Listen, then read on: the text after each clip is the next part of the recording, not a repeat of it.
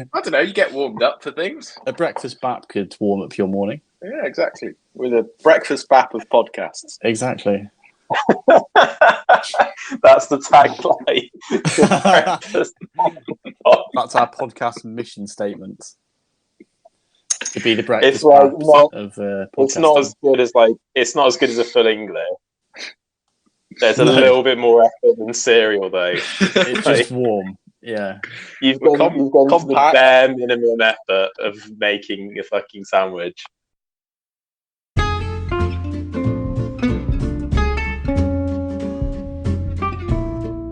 Right, good morning, everybody, and welcome to the Hobby Breakfast Show, kicking off your morning with Wargaming Chat.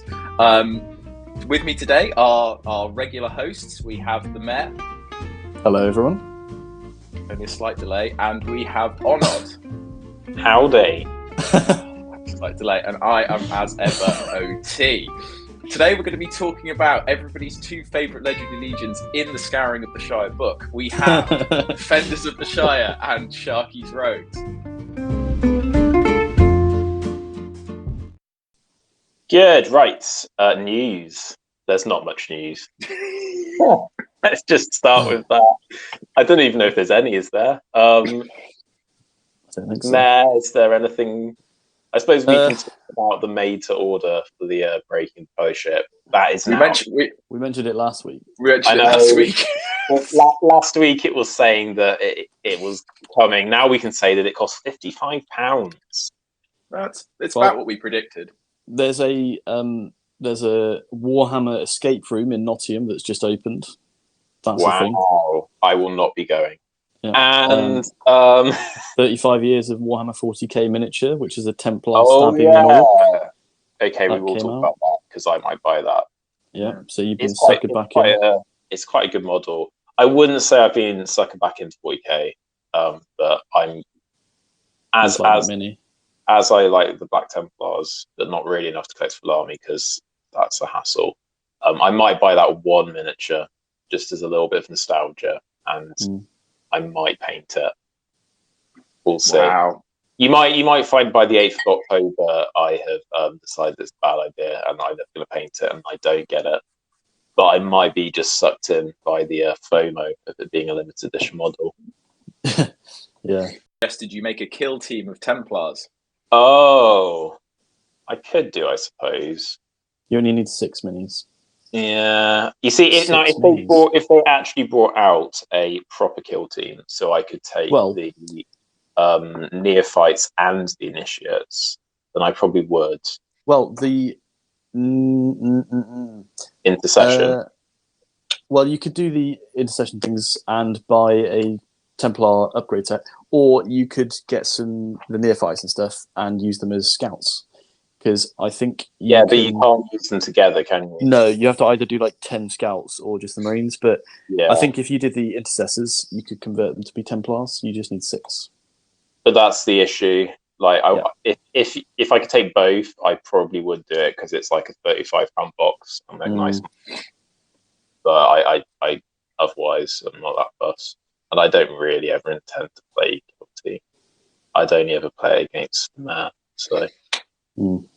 Yeah, and I could play Middle Earth, and I'd rather play that, and I'd have more fun. And you probably would too, because I wouldn't be complaining. So you'd be complaining about something.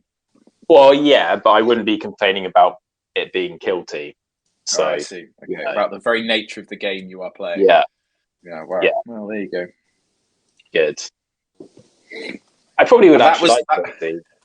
I like the previous edition. I don't know why I decided I can't be asked to more. I think it's just 40k in general. It's just like the whole vibe around it at the moment is just kind of one that I don't want to get into. Maybe in like a couple of years I'll be like, yeah, okay. Yeah, I'm just keeping my like 6,000 points worth of orcs until you do that, because that's the only reason I still have them. Yeah, I wouldn't hold your breath about. Yeah, is the assumption that Onod's going to get 6,000 points of Templars? No, it's just so that I can take whatever I want. Or he could play with 3,000 points and you could play with 3,000 points. We could. That would be the mightiest shitfest ever. Yeah. You could strap him to a chair and force him to play 40k. Please don't. He'd love that. I'll read him. Please don't. I'll read him stories about 40k things. Yeah, No. plug him into a 40k audiobook. Yeah. Hobby. You can't cut this because there's nothing to cut. Now, I believe that you have bought something. Yes, my hobby this week consisted of buying things. Not only the things that you know about, but also some other things. So I have decided I'm going to buy some of the Boroughs and Badgers miniatures, for which I need to build an army, for which I need to know how to do that, for which I need the rulebook. So I have the rulebook on the way, and also, what's the other one called? Lion Rampant. Lion Rampant 2, yes. So for the price of one 40k supplement book, I have 2 whole rule books. So they're on the way. I also bought all the stuff I need to make a very expensive Blood Angels kill team with the new Intercessor kill team rules, because the box set for like 10 of them, for which I only need 6, is almost £40 straight away. And then I decided I needed some bespoke heads and some other bits and bobs to put on them, as you do. And I think it's going to end up costing about £8 a model, something like that. So not quite. I mean, well, when you put that into the context of, like, you know, the Rohan Royal Guard, it's really not that bad. Jesus. But do they come with a plastic horse? No, but they're what's the point? They're probably taller than the plastic horse. But yes, that's unfortunately my whole hobby for this week. Yes. Yeah, I'm quite taken by some of the Boroughs and Badgers miniatures, though. I just wish I knew how to build an army. Boroughs and Badger miniatures are good. I mean, you'll only need about 5, so... Yeah, I was tempted by one of the starter sets, but I just would rather just pick the ones I want. Yeah, I think picking the ones you want is the way to go. Or just getting like some 3D. And... Yeah, I found it hard to find anything that was like specifically for Boroughs and Badgers. I sent you the Duncan Luca guy, though, didn't I? Yeah, I've lost him now, though. What am I looking for? Duncan Shadow Luca. Because you could just print them on your own 3D printer and just scale them yourself, right? Oh, is he selling STLs? Yeah, he sells STLs. Oh, I could definitely do that then. Well, I mean, it depends if you prefer them to the metal. Of course. They look a bit weirder. I'm not sure. I mean, some of the ones you've got are really nice, but I think you've got the best ones out of what he does. Yeah, probably. But he does do some good ones. He does a fox one that looks exactly like Disney's. Yeah, he's got the bow and everything. Except I imagine for legal reasons he's just distinct enough. Yeah. To not look like... I have found your Badger Folk, whatever he is. He's not a knight. What is he? He's like a weird guard. A Landsknecht. Yes. I don't know why I said that like Sean Connery. Yeah, I don't think they were Scottish. Maybe they were Scottish. Who can say? Yeah, good. That's been kept. Have you done any hobby? I have painted half a model. Half a model. So I'm not going to bother including photos. I'll just do it next week once it's finished. I've been painting up another Boroughs and Badgers model, but not quite finished. So I'll save it for next week. But yeah, they just not had enough time this week. It's been busy, and plus also for not to ruin the magic of pre-recording something a week before it's released, but we actually haven't had a full week since the last one. We've only had 5 days, which does somewhat impact the amount of hobby you get done when you haven't had the weekend. Well, you're just setting yourself up for failure for next week, because we'll have even more time, and then you'll say the same thing. That is slanderous. AT, what have you done? Well, to be frank, sod all. However, in the last hour and a half, I have painted a horse and the cloak and based one of my Riv Knights. So I have technically done some hobby. Also, I have actually done some assembly. I am being slightly flippant. I assembled Elrond and the Banner Bearer. Don't know if we really need pictures of those, but I'll send them anyway, just in case they get included. I might put them up, but to be honest, this hobby section is kind of at the point where I don't know if you can tell. I'll hold it up to camera now. But like, Elrond is leaning way over on his horse. Like, he is pulling a mad turn right there. He looks like it's about to fall off. Anyway, is he not like leaning over to like chop someone? Yeah, well, that's my logic. But I don't know. It's there you go. Sure, it's not because it's fine crap. No, it's plastic sprue. Yeah, no, it's. Wow. Have you been living in a cave the last month? I'm sorry, I didn't know the type of plastic that he was made out of. Yeah, do you not listen to when Onod got all excited about it being you were on the podcast where we were talking about the fact that this was a plastic model? Yeah, resin is a form of plastic, right? Oh, don't sound this. Here we go. Anyway, yes, just bend it. No, I mean it's fine. I think it looks quite cool, but I didn't realize until I stuck it down. I think it's deliberately in that pose. I don't think it's fucked up. I mean, this will trigger you, Onod, because he literally has one point of contact, and it's just the hoof of the horse. So, I mean, when he snaps, it's an inevitability rather than. Well, it's not inevitable. You just need to be really careful when storing. Yeah. I mean, I have dropped Glorfindel 3 times this week, and he has yet to break. So you're really damaging your case to get a refund from GW. There. Yeah, I know. I think, to be honest, I mean, obviously, I'm not going to cite this in any kind of legal proceedings. You're supporting Glorfindel being indestructible at this point. Yeah. He survived having a postman's stamp on his box, and now been dropped 3 times. So no refund for you. Yeah. This is probably going to get cut, but it's a funny story that I'm going to tell anyway. So just going to fucking strap in. So when I ordered a bunch of paints and stuff from Wayland, to get up to delivery, I needed to spend another 15 quid. So I was looking around for okay, what the bloody hell can I buy?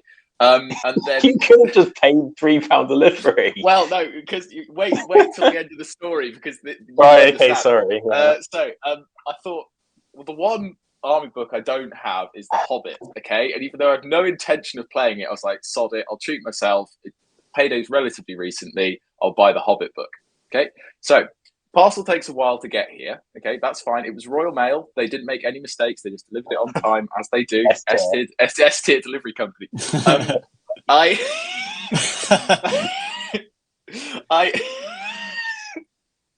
And my parcel arrives. I'm like, okay, great. I take it all out, all the paints and stuff, fantastic. I open the book, and the front cover looks a bit weird.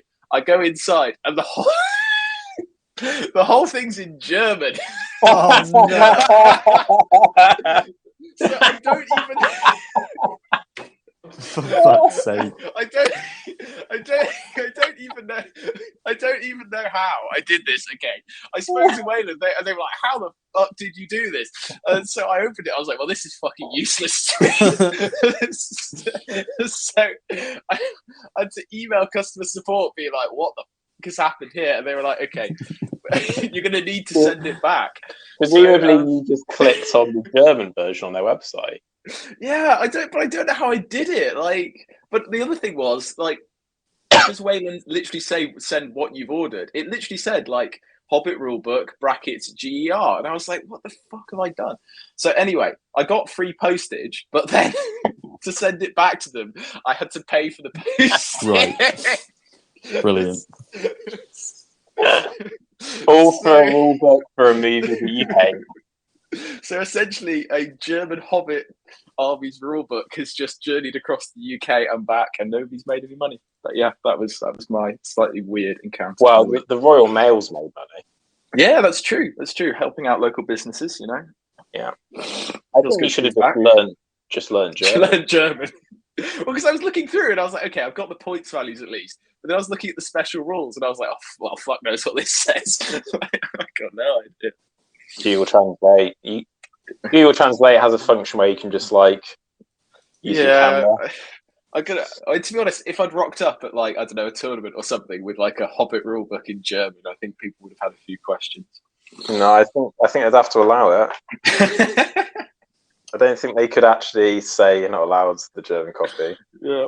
Anyway, that was my slightly weird hobby. Good job. Yes. Well, that was the most riveting hobby section yet. Oh, go on, man. Let's talk Rings of Power. It was no spoilers again, so I will keep this generic and leap out spoilers like I did last week. The entire episode was pointless, in my opinion. Nothing happened. It was basically the same as the previous episode. It went over the exact same plot points, but they've just had slightly different visual. Yeah, everything feels like it's progressed. That's my opinion of the episode. By basically nothing. Nothing major has happened. Yeah, I mean, so something that AT said that I thought was quite funny. He was just like earlier when we were chatting about it. AT was like, nothing's progressed except one plot line almost moved backwards. And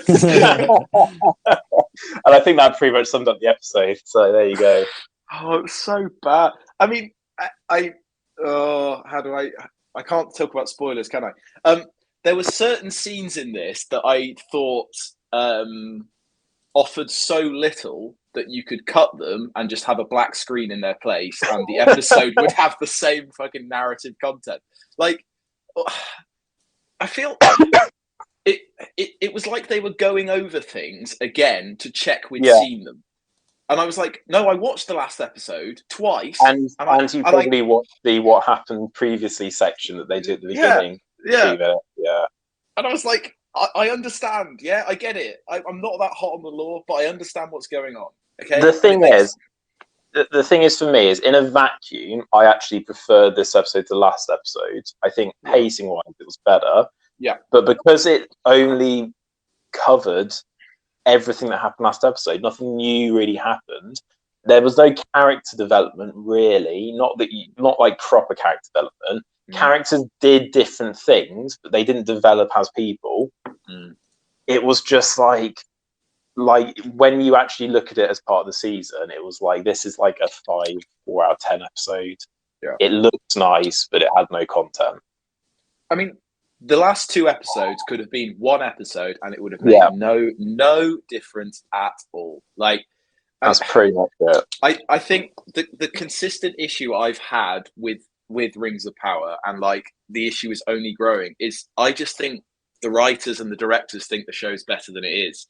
And like it's fine, but we need something to happen. Like, if next episode doesn't pick up the pace a bit, like it's bad. It's starting to become like bad, because you can only have so much like setup and, in inverted commas, character development before something happens, and nothing's really happened. Like I don't know. It's tricky. And we were saying earlier that, like, I mean, I like a couple more characters, but maybe we like 4 or 5 of the characters, like positively, out of the 30-ish or whatever we've been introduced to.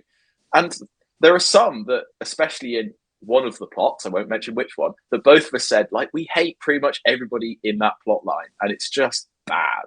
So yeah, I don't know. Yeah, there's one plot line. I'm just going to say it. It's the plot line with the Southern men and that one elf. He's like the bloody ninja. Yeah. Like an indestructible ninja. Yeah. I just hate everything about that plot line. It's just so dull. Every time they're on screen, I'm like, oh, please. Like, I'd rather be fucking watching the Harfords. Do you know, I think a very telling thing about Rings of Power, I actually forgot to watch it on the day it came out, which I think says a lot. Like, I came home from work and I was just so knackered I ended up having a nap and just completely forgot. And it was only because AT said if you watched it, I was like, oh yeah, that comes out today, doesn't it? Like, I'm still excited to watch it, okay? But like, that's on the basis that at some point, presumably, something has to happen, okay? Yeah. Like, if it continues like this, like, okay, this is now spoilers, but I'm so annoyed about this. I'm going to talk about it anyway. If I'm going to stop watching the whole episode and wait till next time. Mayor has just tapped out, and it's just Mayor's just sitting there, just going. I feel like this episode, it feels like everyone is talking very serious business, but nothing is actually happening. Yeah. And everything that did happen was completely inconsequential. So yeah, I have no feelings towards this episode. I think no context spoilers that I'll leave in because it doesn't really matter. The favourite bit of that episode was the table. Yeah, it was because it was quite funny. Yeah. That was the best bit of the episode. There you go. Right, and we're actually going to talk about Scouring Shire now. Ooh. I bought this book when it basically just came out, and I was determined to do a whole Hobbit army. Bought all of Onod's hobbits off him, apart from a few. Spray painted them, and they've been in a box for about 2 years now. I know. I got conned out of that. I think because that was when I was at uni that I sold those. All of that money would have been spent on alcohol. Probably. So I didn't really gain anything from that. So it's not that different to now. No, that is fair. So there are two different legendary legions that we're going to be looking at. Both of them are quite rule heavy. So we're going to start off with Defenders of the Shire. I'm going to talk us through. Here we go. You can have from your hero selection, deep breath, Frodo the Nine Fingers, Samwise the Brave, Meriadoc Captain of the Shire, Peregrine Captain of the Shire, Paladin Took, Farmer Maggot, Lavinia Sackville Baggins, Frederick R. Bolger, Farmer Tolman Cotton, Rosie Cotton, Will Whitfoot, Mayor of Hobbiton, Holfoot Bracegirdle, Sheriff Leader, Robin Smallborough, Hobbit Sheriff, Hamfast Gaffer Gamgee, Folko Boffin, and Baldo Tolpany. And Breathe. There we go. So you can have all of those fantastic top tier heroes. And then for warriors, you have Hobbit Militia, Hobbit Archers, and the Hobbit Sheriff, which are pretty much all trash. I mean, actually, no, Hobbit Sheriffs can be useful, but only because the other two options are trash. And you want the Archers for bow limit purposes. In terms then of how this works with Legendary Legion, you must include Merry and Pippin, and Merry must be the army leader. Hobbit Militia in Merry's warband must be upgraded to Baslin Brandybucks, and Hobbit Archers in Pippin's warband must be upgraded to Tookish Hunters. So that's the rules for those two. There are then several special rules. So first of all, you get to keep your woodland creature special rule that you get if you took the Shire anyway. You also, in addition, get a standfast for Hobbit heroes. They can use Merry standfast, which I guess is kind of useful. You also get laying in wait. So after both sides have deployed, but before the first term of the game begins, player using a Defender of the Shire force may place 8 25mm trap markers on the boards. And I'll run through what those are in a moment because they all have different rules. And it's 2 of each. There's 2 of each, so there are 4 different sorts we'll go through. It's worth noting that because Baldo Tolpany also brings 8, you are almost certainly in a Defender's force going to have 16, which is a lot of little trap tokens. Probably their best rule. I'm going to say it's their best rule. And the final special they have is Ambush. So at the start of the game, before you deploy anything, you may select one Hobbit hero that's not Frodo, Sam, Merry, or Pippin. And then their warbands are ambushing. So they don't deploy normally. Instead, they may either move onto the board from any board edge via the rules for reinforcement, or you can deploy them in or within 1 inch of a wood, building, rocky outcrop, or other similar piece of terrain that hobbits could hide in. Nice and vague, just to maximise the chances of arguments there. Good. It does say that hobbits shouldn't be leaping out from behind a single rock or from a river. It's just similar to the mercenaries, the goblin mercenaries, isn't it? I suppose. Yeah. But anyway, it says it's probably best you and your opponent decide which piece of terrain beforehand, which I think is the way to go. And these models can enter the board in this way, cannot move any further that turn, and counters having moved half of their move allowance for the purposes of shooting. That's actually kind of is really useful for Hobbit Army. They're so slow that you are essentially getting the ability to teleport one warband somewhere on the board, which is quite useful. Right, very quickly before we move on, let's quickly run through traps. So there are 4 types of traps. You get tripwires, snares, pitfalls, and dummies. Dummies are nice and straightforward. They don't actually do anything. They're just there to make the opponent think that there's something there. Yeah. So the opponent doesn't know it's a dummy until they flip them over. And that's the way they work. You're meant to flip the trap over and then you get the effect. A tripwire trap. You roll a d6 on a 2-up. The model that revealed the trap suffers a strength 2 hit and is placed prone. Cavalry models that reveal it are only affected on a 4-up. However, they will also count as being not flying in addition to suffering a strength 2 hits. Monsters are unaffected and continue to move.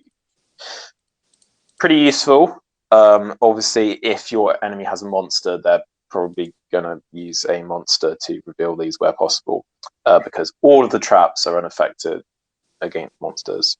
Snares. On a 2-up, the model that revealed the traps immediately knocked prone and suffers a strength 1 hit.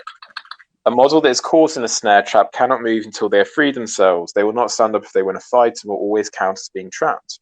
During the end phase for each turn, roll a d6 for a model caught in a snare trap.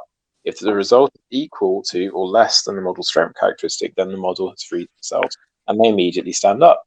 Cavalry models that reveal a snare trap are only affected on a 4-up. However, they also count as being not flying, in addition to suffering strength 1 hit. Monsters unaffected. Finally, pitfall trap. So this one is, again, if it's revealed, you roll it on a 2-up. The model that revealed the trap immediately falls into the hole. A model that falls into a pitfall trap may attempt to get out of the hole at the start of its move phase. Roll a d6. On a 4-up, the model clambers out of the hole at the cost of half its move value. Whilst in a pitfall trap, the model always counts as being trapped. Cavalry models that reveal a pitfall trap are only effects on a 4-up. However, they will also be counted as not flying. Monsters are unaffected, blah, blah, blah. The thing which makes the pitfall trap different is that it actually stays in play. So, after the effects resolve, leave the pitfall trap face up. The model can attempt to cross a pitfall trap by passing a jump test, but if they fail, they will fall into the hole. Which I think makes that one the most useful, but we will discuss that later. So that is all of the rules for Defenders of the Shire. There's a lot of rules. And all the heroes obviously have all their rules, which are all pretty complicated. Oh my word. So we're not going to have enough time to run into all of them, but essentially every single hero has a special rule. So this can become incredibly complicated, especially at larger point values where you're starting to build all these heroes. You have some heroes which upgrade hobbits, which means you're going to then have to differentiate who's a battling Brandybuck and who's just a regular hobbit militia. It could end up being basically one of the most complicated legions to run, and yet you're still probably going to lose. So, I think the main weakness is they have no real way of dealing with any big heroes. Yes. Not a consistent way. Anyway. No, they have some quirks, obviously, and they've got a lot of firepower if you take lots of archers. And your might's very distributed. You know, if they've got any magic users, it's not going to be that useful to, take down anything with a transfix because nothing you have is really consequential. But at the same time, you don't have any killing power or really any staying power. You have numbers and some quirks, which is fun, but there's nothing competitive about the list particularly, which is fine. I don't think it's... If you had a competitive Shire army, it would be weird, I think, because obviously some people used to take it with Rivendell and put spear elves behind the hobbits, which was a thing. But yeah, there are ways to take down big heroes. So, as you said, shooting is probably your number one way. But you could, if you use your traps very, very carefully, if you are able to somehow get a hero to uncover them, you could take them out. It does rely on some ignorance from your opponent, I think. The issue is, though, what opponent is going to uncover a trap hero? I think you just need to get lucky, or if nothing else, even if Aragorn was in combat with hobbits every single turn for a whole game, he's probably not going to make his points back. So I think you just need to play the objectives with the hobbits, use their quirks to your advantage, and just have some fun with it, really. And I think you could have a lot of fun with this army. Yeah. We'll come on to issues later, shall we, in terms of why we're going to take issue with this Legion and the next Legion, funny enough. Med, do you want to take us through the Chief's Ruffians? Yes. So Sharky's Rogues. Is the Legion called... What is the Legion? It's called the Chief's Ruffians. It is called the Chief's Ruffians. Okay. So, for this, we have Sharky and Worm, obviously. Sid Briarthorn, Ruffian Chief. Rowan Thistlewood, Ruffian Enforcer. Bill Fernie, Ted Sandyman. Lotho, Sackville Baggins. And Ruffians for 5 points, which can either take a bow for 1 or a whip for 1. So additional rules. This, I believe, is the same as normal Sharky Rogues, which is... It is, yeah. Yeah, so you can include warbands of 10 to 12 Ruffians without the need for a hero model. You just nominate a single warrior in the warband as the captain for the purposes of deployment, and the warbands may only be included if all the other hero models from the Legion are already included.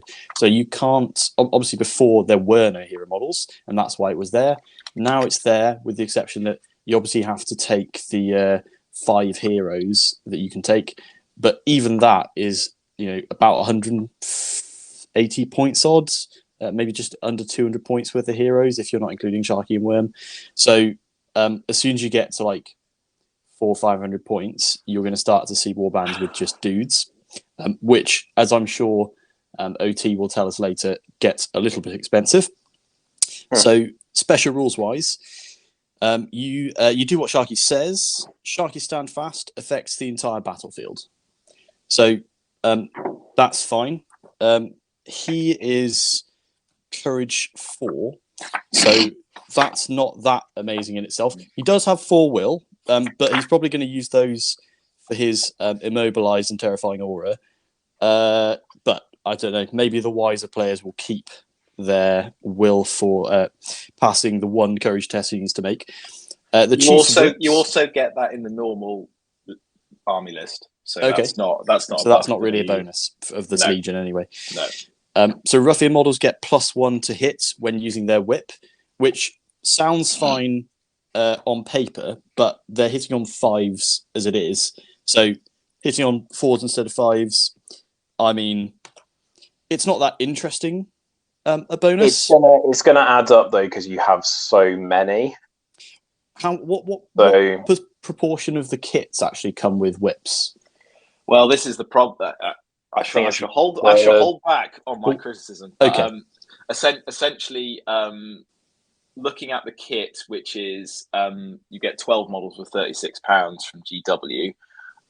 It looks like only 3 or 4 of them are actually holding whips. Now, I'm assuming if you were playing with, a friendly opponent, you could say actually more of them have whips than just a showing. But like, if you actually want to buy that many models holding whips, it's technically you got to do WYSIWYG in most scenarios. Yeah. You could always like model a whip and stick it on or something. It's going to be converting because no one's going to. You could always you could always just get some green stuff, wind it in a loop, and then stick it on their belts. I genuinely think that's your best bet because you don't want to be buying more packs of Ruffians if you can avoid it. So +1 to hit when using a whip. Fine. it's a weird bonus to have because it feels like you might as well just make them a 4+ to hit in the first place. It doesn't feel like that should be a bonus. But anyway, next one, Ruffian models within 6 of Sharky use his courage instead of their own when making courage tests. Again, not a massive bonus as he's only courage 4. But their courage 2. Yeah, I was going to say their courage 2. But as we'll see in a second, while the last rule is while this force is not broken, Ruffian models gain +1 to their courage value. So I believe that stacks. So essentially, if they're within 6 of Sharky, they're courage 5, which is actually pretty good. But that's obviously why they're not broken. As soon as that goes away, you're probably in trouble. It does seem like the rules follow a kind of fluff of I'm Sharky and you do what I say while I'm here. And if you're near me, you're scared because I'm Sharky. But that's all of the rules for those guys. Now, before we bash it, because that is, I can see from OT's expression where we're headed. Should we just quickly say, a bit like the Hobbits, their heroes all have kind of fun little rules. You get like a fun little model with like Lotho. Lotho's rules are really fun. Like I'm going to be using Lotho. What are his rules? So Lotho has the ability to spend his will, and he can essentially bribe people. Mm-hmm. So you can spend when an enemy model declares a charge against him on a 3+. The model stops 1 inch away from Lotho and may not charge. He could also spend it to pay off friendly Ruffian models within 3 inches. These models automatically pass the next courage test they have to make. And then finally, Lotho can spend a will point to pay off all friendly Hobbit models within 3 inches. These models add +1 to their fight value until the end of the turn. He has 4 will. So there are little things like that which are quite fun and will lead to instances where you can potentially, try and do things. I actually think Lotho works better in a Hobbit army, just because I think getting +1 to your fight value is way better than another courage rule. But yeah, you get him. You get the ability to take some Hobbit militia with Ted Sandyman, which again, unfortunately, it's kind of just adding more hoardy stuff to an already very hoardy army. But at least it's mixing up a little bit, and all of the Briarthorn, Rowan Thistlewords, and Bill Fernie all again have their own little special rules. Now, they're really, I think, fun to probably play against the defenders of the Shire. I reckon if you were willing to invest the money and play all of the little scenarios in this rule book where you don't need massive armies, I reckon both these forces are really fun to play. I don't think they're fun to play against anyone else. No, I think that's exactly it. The Hobbit army might be, if you're willing to put in the work to learn all of the heroes, have a massive horde army at the same time you have to move around, which is kind of like the downside of both a horde army and an all-hero army. Like, you've got both the negatives of those armies wound into one. But I think the Hobbit army could be okay. The Ruffians are really,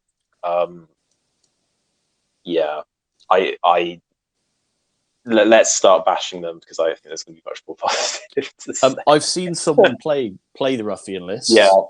I think their opponent was playing Mordor or something that you think, yeah, maybe I can, I'll probably lose, but I'll take out a load of orcs. He basically got tabled without killing so much as 10 models. And I think it's just because the Ruffian stat lines are just so bad. And it's a little bit like Goblin Town in that you can't do very much. There's not very much tactical play to be had, probably more than Goblin Town, obviously, but there's very little you can do to turn a game around. You don't really have a box of tricks. I suppose in the same way that the Shire list has a lot of quirks, but not any actual toolboxes to make use of. Let's talk about Shire then. I don't think there's anything inherently wrong actually with this Legendary Legion. I think that it's more that hobbits are just not good. I like the heroes, to be honest. Yeah. I like that without a legion, it's not like you would take the Shire necessarily many other ways. And this legion focuses on taking it in as fluffy a way as you can take the Shire. And if, let's face it, if you're taking the Shire, you probably just love the films, or you love the characters and you want to play hobbits, and you're probably therefore not thinking to yourself, I'm going to brutalize the enemy with my hobbit army. Yeah. And this legion, I'm kind of a fan of this legion. You see, I am as well from a rules perspective. They're not good, but I think they're not meant to be good. You know how in Blood Bowl they have like the fun teams that are like intentionally bad, and you take them teams, because you know the rules really well and you want the challenge, and it's like the accomplishment is winning or drawing in Blood Bowl. Like if you take a halfling team in Blood Bowl, you're not there to win every game. Or something batshit will happen in the game that you manage to engineer, and that's enough to be satisfied. And that's kind of like the point in the Shire. All of the models are there because they're fun. Yeah. There are ways to play them. But if you make hobbits so good that they can win, they're not hobbits. Yeah. And that's I think kind of my outlook on it. I love the characters. Like I love the way they managed to make everyone unique, and it feels like they've. OT's cringing because just ignore him. We're gonna just give more love to the hobbits, and then he can jump in. I love the hero profiles because they're all simple enough. They all have that classic old Lord of the Rings. Here's one special rule for your hero and a stat line, and it's enough to make each character interesting while not over complicating things. There are some synergies and characters interact with each other, and it feels more like I'm playing characters from the films that I love, as opposed to taking Assault on Helm's Deep, where I just think it's kind of cool and will crush my opponent. And their rules are so fun in a way that doesn't make them too powerful. Nair Whitfoot can spend a will and he becomes a 6-inch banner for that turn. I just so much prefer that than just saying he's a 6-inch banner, which is it's just too good. It's because they brought fluff into the rule. He's inspiring the hobbits around him, and I really like that Wholefoot Bracegirdle, the sheriff leader, essentially gives sheriffs within 3 inches of him early, they can use their two-handed weapons. And it's actually a good rule. That's probably key really to getting the hobbits to kill anything in combat is you're going to have to use your sheriffs really smartly, and that's what you're going to have to do. Like the little rule. I like Gaffer has his little flower tokens. The only thing I don't like about the flower tokens is you've already, because you're probably already got 16 tokens, 16 tokens, and now you've got 19. I think that is going to become a bit much, but I think it's fun. And like I was saying, I think you kind of accidentally ruin the Legion if you make it too good from a competitive standpoint.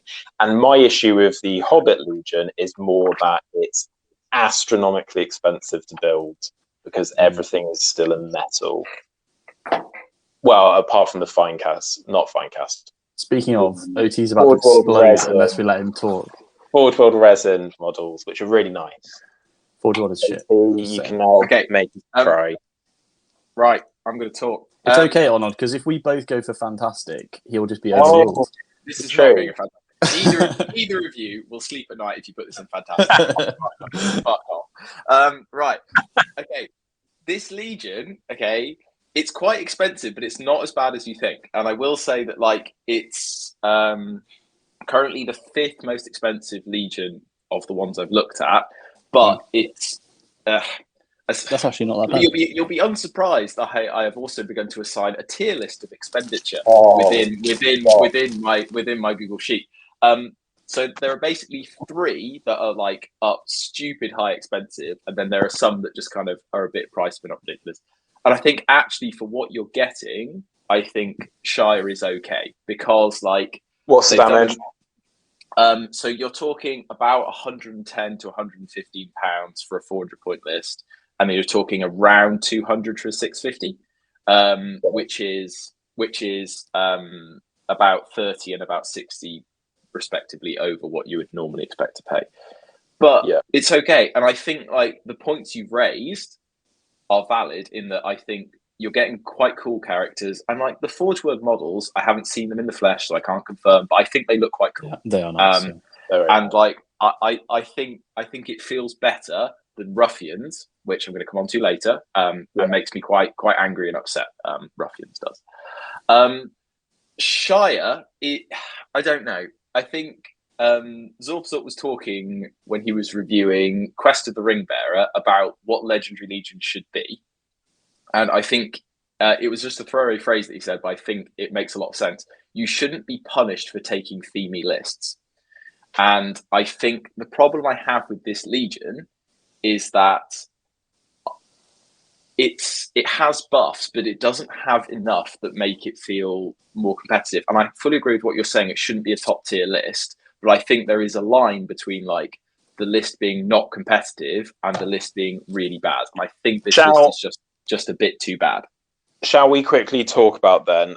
So you're basically saying you don't like this because it's not better than the normal Shire list. Well, I think there was an opportunity with this Legendary Legion because you're losing what you normally do with a Shire list, which if you want to make it competitive, I think you have to ally in Gandalf and Rangers. You don't need to ally Gandalf. Gandalf and the Rangers are already part of the list. Yeah, but so that was what I mean. You bring them in as like from a different list. I think that's what you do. Right. So because you're losing that, I think this list could do more. I don't think, by the way, I don't think this list is awful. I don't think it's anywhere near whiff, although famous last words, based on what we said previously. But like I just think there are a few things they should have done to make it better. Let's just quickly think about it then. If you want to take the Gandalf list, you can't take Merry, Pippin, Frodo, or Sam. No. Yeah. And let's just also, you could take the Dunedain, and the Dunedain obviously are a massive improvement from a just kind of has some extra fight value, some extra bows, an actual spear model. As a standard hero, they are better, but they don't come with all the special buffing rules for the hobbits. Now, I know you can take all those hobbit heroes without the Legendary Legion, but let's just think about what you lose if you bring Gandalf. You're going to lose Merry's Standfast, which is actually really useful because he does have the horn as well, remember? So that's quite useful. You lose 8 tokens. You're probably going to take Baldo in any Shire list, unless you're going to take what's he called, Banderas Turk for law reasons. Yeah. So you would still have some, but you lose something which is actually kind of like the only gimmick that Shire really have as of the source book. And then I think importantly, you lose Ambush. Yeah.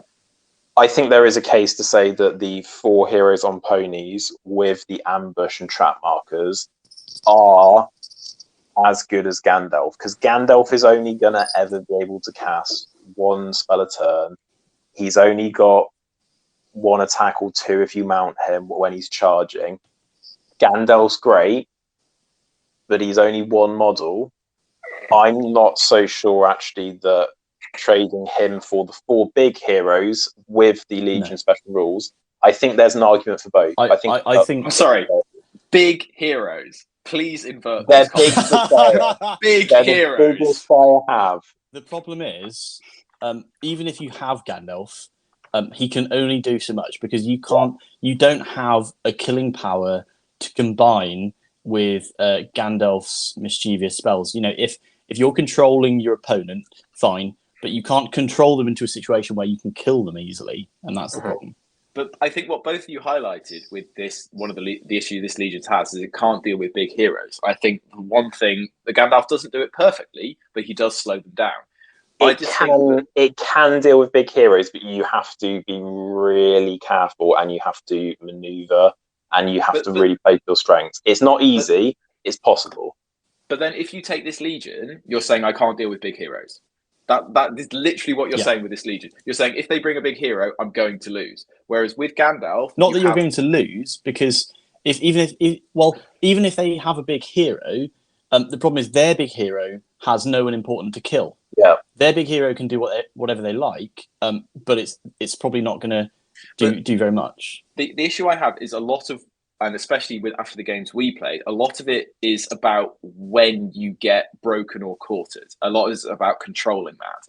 And I don't think with this list you have any control over when you get quartered. Like, it's entirely up to your opponent, because you're moving 4 inches and your heroes have strength 2.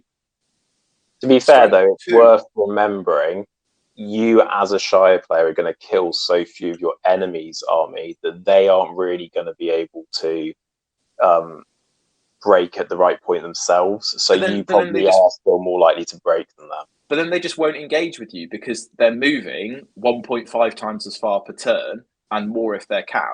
Like, the problem I have, like, you won't be able to control. And one of the Hobbit archers are great. Like, I think they're really good value, but they only have short bows, and it just doesn't present the same threat. I mean, we're not arguing that they are competitive. Yeah, we're arguing that fundamentally this Legendary Legion does not make them worse than the normal list.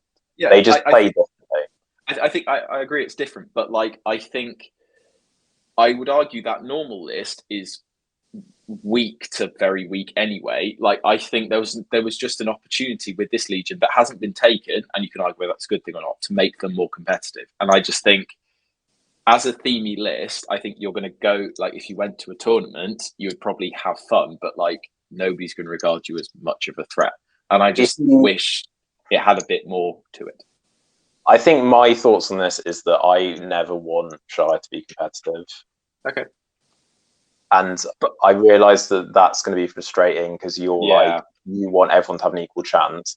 But I'm very much of the opinion of, I want it to be themey and I want it to be fun. And competitive is like another area that, yes, if a Legendary Legion can work, that's good. But if you want to play competitive Shire, you are going to ally in people like Aragorn. Yeah. Or you're going to take like Arnor, and you're just going to have a few Hobbit archers. I don't think that you should have a force that's 100% Hobbit, or even 100% Hobbit with Gandalf, that could have like a 50% chance of winning. I think you should always be fighting against the odds. But then, like, my argument would be that I think that makes the Legion worse because you're gonna see it less and people are gonna play it less. And I think that is perhaps a measure of a Legion. Like, if a Legion is, and I'm being careful about using the word bad here because, like, I don't think this Legion is strictly bad. But like, if the Legion is less good, you're less likely to see it at tournaments and take it to tournaments, and then that makes it less attractive to take. I think the thing that turns people off collecting this is the price. I don't think it's the rules. Yeah, I think everyone secretly would love the Shire army. Yeah, but it's too expensive and it's too much painting. Painting this sodding army. Yeah, I mean, there's so much colour. Everyone's wearing different colour clothes if you're going to do it properly. It's also monotonous because there's only a limited amount of sculpts. Yeah, that is. Yeah. Let's quickly move on to Ruffians because we are really waffling here. Just so many courage rules, and they do kind of overlap, but not in a useful way. Like, I just think that they're kind of really, they're not bad, they're just boring. Like the rules they've given them, it's like, okay, so Sharky Standfast affects the entire battlefield. Same as normal. So most people aren't going to ever put Sharky in a position where he's going to be. But he is also weak as shit. So I'm not saying there's also not a lot you could probably do to protect him if your opponent really wanted to get to him. I'm not saying you can prevent his death, but I'm just saying that most people are going to put him at the back behind a wall. I'm trying to think if there's a comparative model, but he's defense 4. He's got 2 wounds and he's got 1 fate. That is atrocious. He's basically Gollum, isn't he? He's basically Gollum. But I mean, he's hiding at the back, isn't he? Like, if he's, I thought it was really interesting. They gave him like Hatred Hobbit in this Legion. Like, if he's in combat, you've done something wrong because he's going to die. Anyway, that just felt like a really odd rule that they threw in. But yeah, I think that was a fluff rule. I mean, yeah, he's not very useful, except as being alive. Yeah. I mean, having transfix and stuff is useful unless you're playing against hobbits. His terrifying aura is fine. Like, that's good. He's two up immobilize is really useful. It's just you're not really going to be able to exploit it. Yeah. But yeah, the main issue with them, in my opinion, is all of the courage rules just make them kind of, they don't feel that great. Like, if you're against an opponent that causes terror, fine, they're useful. But otherwise, if it's just for like breaking, then you've already got a standfast ability that affects the entire battlefield. So why do I care that Ruffian models within 6 inches of Sharky may use his courage value? That's only useful if you are facing somebody with terror. Isn't Sharky also Hero of Legend, so he gets the auto pass anyway? You might want to double check that, but I'm fairly sure he's Hero of Legend. I'm not sure if he is. He's Hero of Legend. Yeah, he's Hero of Legend. Yeah. So he gets the auto pass. So like that standfast actually counts for a little bit more. Yeah, I mean the standfast is useful. I'm not saying it's not. I'm just saying that the only time that Ruffian models within 6 inches of Sharky use his courage value instead of their own is if you tag Sharky, so he can't call standfast, or enemy causes you're charging an enemy terror. And I feel like in both instances, if Sharky's been tagged, you're doing something wrong. Yeah. And if you are trying to charge an enemy that causes terror, you're gonna lose. So the only reason you want to charge them is to prevent them tagging Sharky. It's just a bit of a dull rule. And then the whilst the force is not broken, Ruffian models gain +1 to their courage. Okay, but again, I feel like the only time that I'd really want +1 to their courage is if they are broken, just in case Sharky's died. So I don't know. I think it's so boring. I'm going to explain why I hate the hatred Sharky rule the way I do. I think with the Legion, you can only put in a certain number of rules before it starts to get a little bit ridiculous. And like, it just feels like the hatred hobbits rule for Sharky could have had another rule in its place that did more, if that makes sense. And like, I appreciate that's maybe a little bit weird, a weird way of going about it, but like, it just feels like the rules for this Legion could have had more impact and been replaced by something else quite easily. And especially like Ruffians aren't competitive anyway. Like, at least give them a shot by giving them some more powerful rules. I don't know that their rules design works on the basis of we're not going to give them another special rule because we've now given them something which says Sharky gains the hatred hobbit rule. So we're not. I don't know. It's just in general when looking at the Legions, like most of them have like 3 or 4 special rules and don't go much beyond that. Like the exception is like Breaking of the Fellowship, for instance, which has the individual rules. But it feels like in general they don't want to throw too many special rules at a Legion just because it would be a bit overwhelming. Like we're talking about with the Hobbits, for instance, because you have the rules for the Legion and then the rules for each of the individual heroes. Like a new player is going to be like, well, what the bloody hell do I do with all of this? Like it's a bit overwhelming. So I can sort of, that's my rationale for a certain number of rules. Let's move on to what we do to improve them then, because we've somehow turned this into a really long episode. Yeah. God knows how. Do you want me to talk about the cost of Ruffians? Oh, yeah, go on then. How much does the Ruffian army cost to collect? Okay. I'm actually going to introduce an interactive element to this section of the podcast. I want you to guess how much just the Ruffian troops cost for a 650-point list. How much should we pay? £300. Okay, that's a bit over the top, but yeah. I was going to say similar.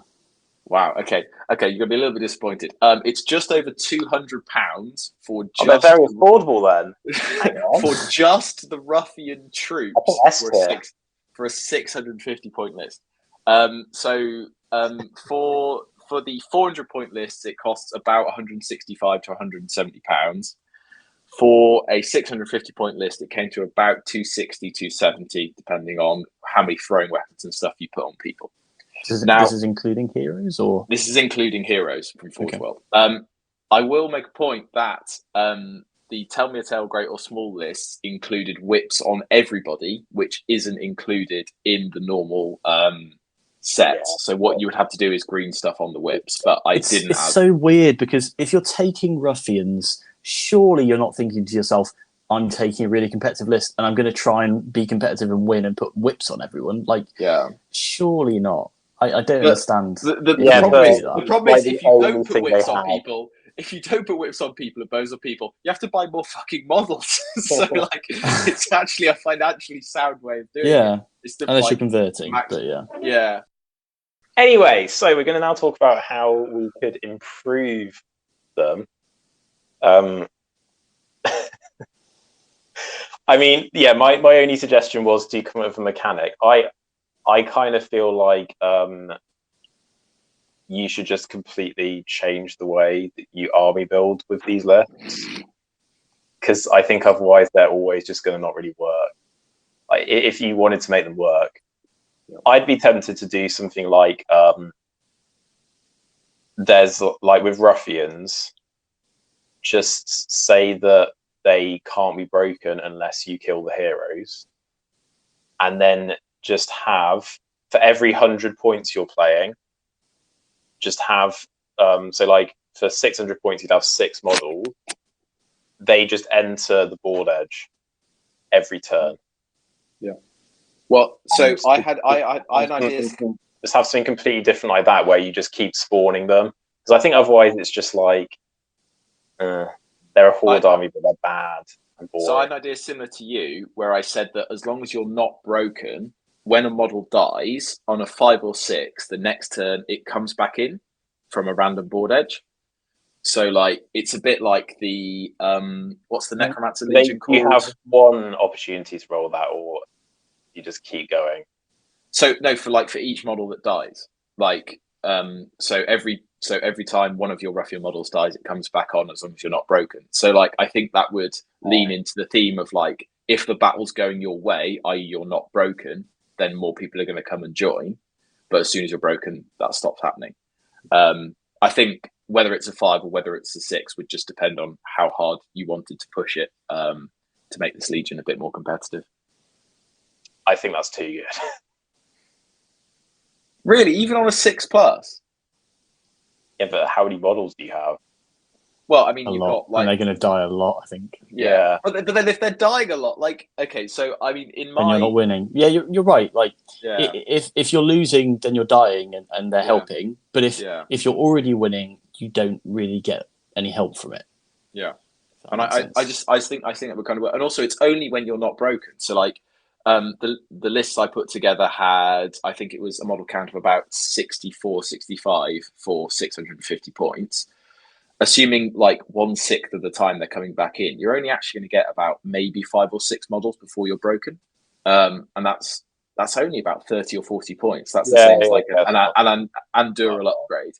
Like, I think you have to balance this with the fact of how bad the Ruffian troops actually are. Like, it's not that significant a swing to have them coming back in. I think it could be interesting, and it's different from Goblin Town. It does lend itself to the swarming nature of the Ruffians. I think the buffs for this Legion are quite interesting because they are based around like, when the battle's going in your favour, you're going to get buffs because you're not broken, you're getting courage buffs and things like that. But I just worry that so much of the time the battle's not going to be going in your favour that you're not going to be able to take advantage of them. So it just feels like the buffs they've put in aren't going to be that impactful in making the Legion better. Yeah, I think, like, my brutally honest take, I don't think Ruffians should exist. Wow, at all? What the Legion, or like the army? I think that they should just exist for narrative play. What, just not a Legion at all? They don't have the charm of the Hobbits, where it's like you like all the little. But who are you to say whether someone would want? You know, maybe someone out there really likes the idea of Ruffians for whatever reason. Okay, like there's no reason for it to not be narrative play, because they're shit. Like, I what's the harm? But it's just like, every time I look at them, I'm just like, who plays? I think they need other unit types.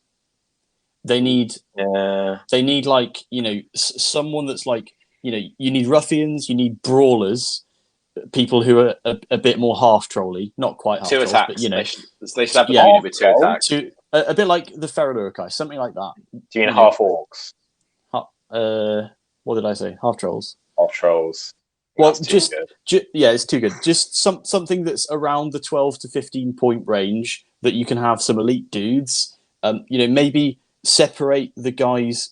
Stop having guys that can equip whips with everyone, and just have some guys who have whips and they cost a little bit more, and maybe the whips actually do something useful.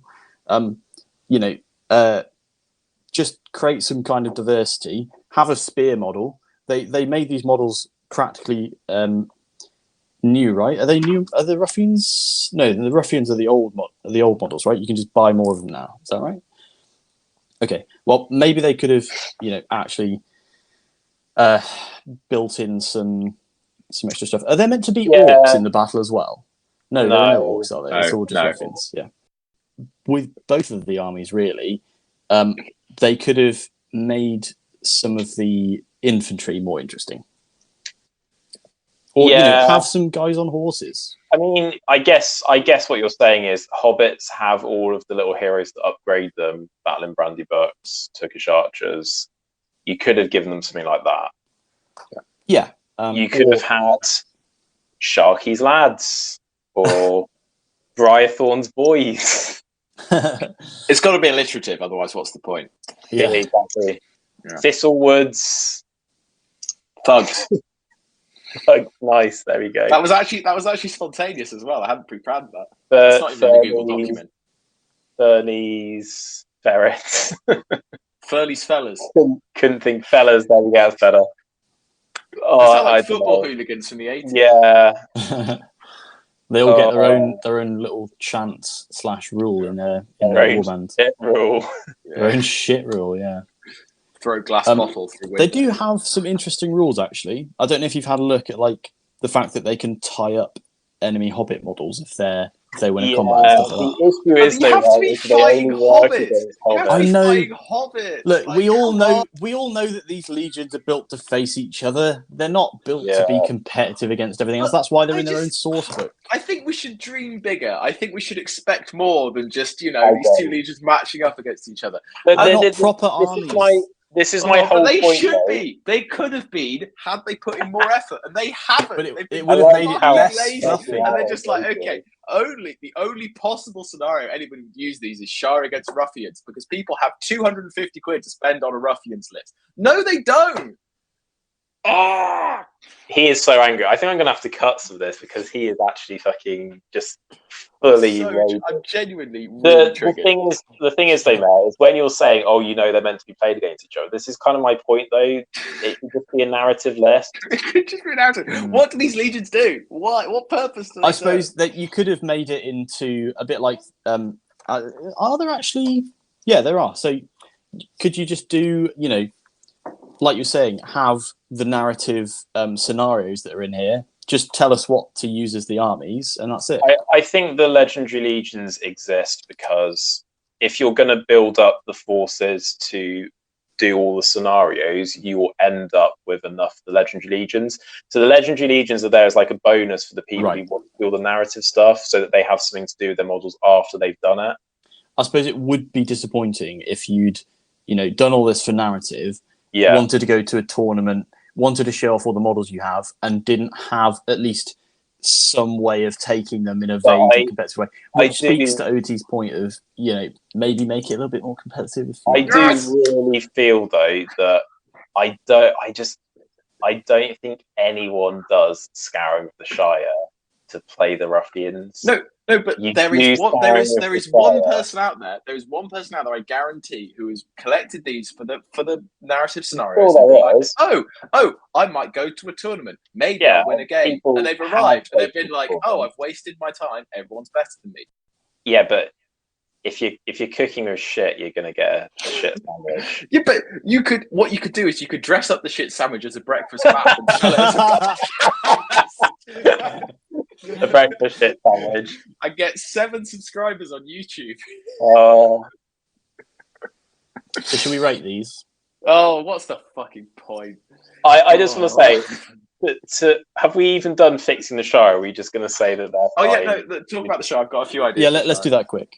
This is actually going to be probably the longest episode we've ever done at this rate. Go on, OT. Why don't you go first? You should make the Battle in Brandy Bucks and Turkish Archer upgrades free. I'd actually agree with that. Yeah, you shouldn't have to pay.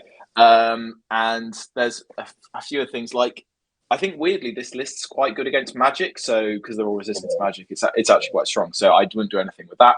A few banners would be nice. So like I might. They've already got Frodo and the Mayor banners. Yeah, but then like you've also got the reroll ones to Farmer Cotter. Plus, hobbits aren't like hobbits with banners isn't really fluffy. Like, they've got plenty of banner stand-ins. I don't need more. I suppose the problem is if you can't take a banner, then you don't get game points for having a banner because the Mayor and Frodo don't count for the purposes of victory points. Yeah, but it's so unfluffy to give them a banner. But if you're maybe they have something else like you can take a pony that is a banner that, and it says in there this counts as a build a pony too. This counts, or just like you get hobbits that carry ration supplies or something. I don't know, but something that isn't an actual banner, but that counts as an actual banner for the purposes of victory points. That would be quite nice. I think that would just be a nice token to be like, because that's also a nod towards competitive play, and I agree with you two fully. I think the theme of this list is really good. Like I love the attention they put into the traps, like putting those. They didn't have to put those in. And I thought that's a really cool thing to do. So the theme is absolutely fine. The issue I have is just where this Legion goes after, it's really themey and it costs a lot of money and it's not that good competitively. Like, so the things that I do, I agree that Merry and Pippin's upgrade should be free for the Turkish Hunters and Battle and Brandy Bucks. I think that I'm not sure if it's too good, but I almost feel like you should say that if you take Wholefoot Brace Girdle, he has the sheriffs within 3 inches thing. I think in a Legion, you could just make it that sheriffs in his warband. Just get Just get that, and maybe it's a 1 point upgrade or whatever. Make it free. I think with this Legion, you can really push stuff. Like I again, similar with the Ruffians, a few of the ideas I put down were like in other Legions they seem really powerful, but I think in this you can push some pretty out there ideas. I think that's okay. It's one of those where the Legion is meant to help balance the army, and because the Legion is the army is so inherently shit to start with, it really needs those bonuses. When you're like, what? When you're looking at like an army that's already strong. Like it shouldn't get that much stronger. No, and that's why with some of them you don't see some crazy rules, whereas these you could push it. The only other rule that I'd include, for a law reason as much as a good reason, I'm fairly sure that Sam is riding Bill the Pony. We'll allow it. I would allow it because I'm fairly sure Bill the Pony ends up back in Bree after they set him loose. He does, and Sam ends up riding him back to the Shire. For sure. So I think Sam should be riding Bill the Pony with the rules and the Fellowship. Yep. Because then you get the extra, you get the ability to get the ration pack thing, and I think just have that, and then I think you just leave it, and it's like they're never going to be good, but at least you've given them a chance. Is Barnum and Butler like strapped to the side of the pony? Yeah. So I would quite like to see a special rule where if you outnumber your opponent, it's not going where you think it's going. You lose the game. So in any given fight, if you outnumber your opponent, and they don't need to stipulate that spears don't count because there are no spears. They don't have spears. So if you outnumber your opponent and you win the fight, instead of making your strikes, you make a single strike, but your strength value is modified based on the number of hobbits you have. So, for example, if you outnumber your opponent, let's say your opponent has one model, obviously, and you've got 3, you strike with one model, but you add 1 to their strength for each additional hobbit you have. Just something weird like that, where like some kind of outnumbering mechanic that actually lets you kill stuff. Because otherwise you've just got all your like strength 2 dudes doing nothing. At least then you can say these 2 hobbits are helping, the 3rd hobbit by swarming, holding their legs, their limbs. I don't know. Something that helps you kill stuff, I think would be useful. I think a more elegant solution would just be to give them the Goblin Town rule that says that they can count as having spears if they don't. But I can't. Swarming. I mean, swarming doesn't seem very hobbity. Hobbits don't. They don't swarm. They don't climb over each other to. Yeah, I reckon they swarm. They're too fat to swarm. Yeah. They can piggyback. Maybe if a model's in base contact, they can count as like having thrown a stone into the combat at the enemy. Like that. So instead of striking, they throw. But isn't that just as in like the enemy behind them, instead of like having a spear support, they count as having thrown a stone. Strength one spear. Yeah, because it's not that much worse than strength 2. You're still wounding defense 3 models on 5s, so it's not that bad. Yeah. I think that could work. I mean, Merry and Pippin are allowed to throw stones when they're on top of tree bears, so there's precedence in the rules for having stuff like that. Yeah. We're going to rank them. So just to remind everyone of our ranking system, 4 ranks. We've got fantastic at the top. Neither of these are fantastic, so I'm not going to explain what that means. We've got solid underneath. Solid is for ones where you feel like they are reasonably okay. There's a good reason to take them over the regular list, but they have a few flaws. Average is ones where we kind of start to question whether or not you should take them over the regular list, and they might have issues with collecting things. And then for whiff, they're just kind of bad, and there's no real reason to collect them at all. Defenders of the Shire. For me, I think that they tick the theme and lore box. I think that in their current state, they're not really good enough to be solid, but I do think that they're at least playable in a conception and fun kind of, like they work as an idea. They're just maybe a little bit weak. I'd put them at the top of average myself. I'm going to go for average as well, for the same reasons. OT? Yeah. They sneak into average. If they weren't so expensive, I would actually put them in solid. But because they're quite expensive, I think they are definition of average. I think I've been a little bit harsh. I don't think they're bottom of average. I think they're fine. I actually think for Hobbits, talking about price, we didn't really talk about price much for the Hobbits. I actually think because the Hobbit models are so small, you could fit like about 8 of them on one of those little small sprues. Yeah, because Lord of the Rings, like the only model they've released with a big spruce tree beard. All of the others have been on those little character sprues. Because they're so small, you could slap loads of them in there. I actually think that would sell really well.